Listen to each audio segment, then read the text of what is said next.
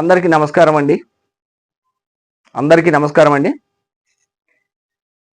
నిన్న జరిగినటువంటి భద్రాద్రి కొత్తగూడెం జిల్లా వైద్య ఆరోగ్య శాఖలో జరిగినటువంటి విచారణ, అది వైద్య విధాన పరిషత్తులో జరిగినటువంటి విచారణ, ఆడ మరి ఒక్క బడుగు బలహీన వర్గాలకే మాత్రమే విచారణ వర్తిస్తుందా?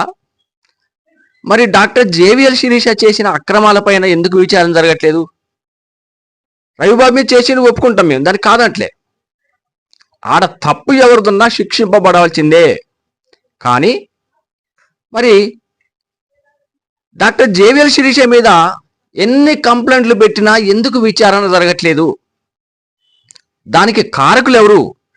విచారణకి అడ్డుపడే పెద్ద మనుషులు ఎవరు? ఇక్కడ తెలవాల్సిన అవసరం ఉంది. ఖచ్చితంగా ఆమె మీద విచారణ జరగాల్సిందే.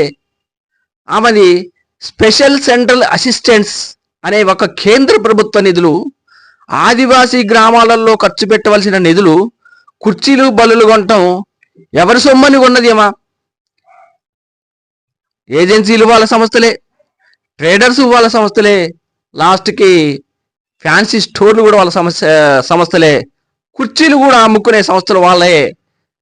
ఖచ్చితంగా దీంట్లో డాక్టర్ జేవిఎల్ శిరీష అనే వ్యక్తి ఆమె 32 లక్షల రూపాయల నిధుల దుర్వినియోగానికి పాల్పడ్డది.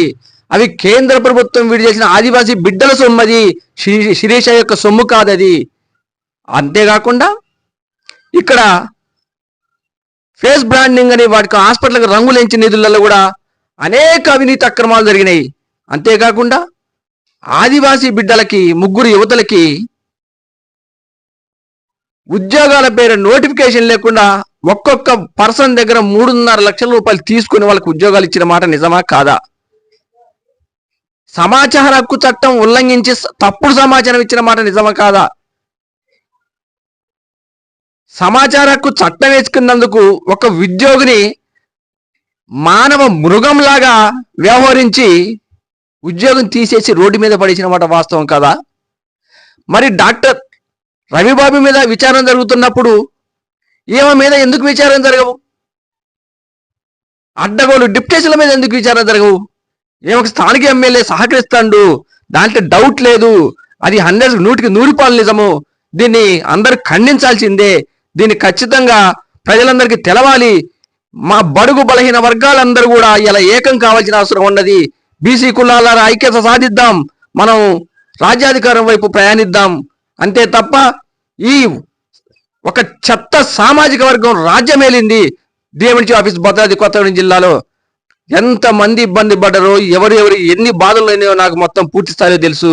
కానీ ఆ సామాజిక వర్గాన్ని మనం నిలువరించకపోతే మన జీవనం దినదినగండం అనే విధంగా మారిపోతుంది.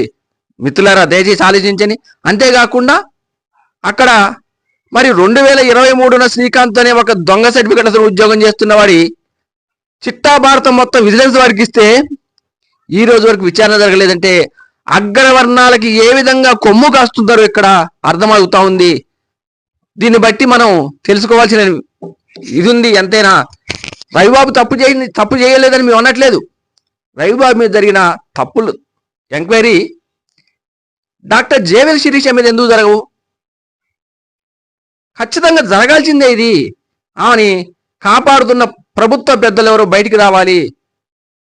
అయ్యా, బడుగు బలహీన వర్గాలు అందరం మేము కూడా తప్పులు చేస్తే మమ్మల్ని విచారించుకోవచ్చు. అదే సందర్భంలో అగ్రవర్ణాలైన మీరు కూడా విచారణ ఎదుర్కోవాల్సిందే. ఎందుకు విచారణ డాక్టర్ జేవిఎల్ శిరీష మీద ఎందుకు విచారణ జరగట్లేదు తెలియాలి. దీన్ని అందరూ ఖండించండి. మానవతావాదులందరూ కూడా, ముఖ్యంగా ఎస్సీ ఎస్టీ బడుగు బలహీన వర్గాలందరూ కూడా దాన్ని ఖండిద్దాం. బడుగు వర్గాల ఐక్యత వర్ధిల్లాలి. జై హింద్.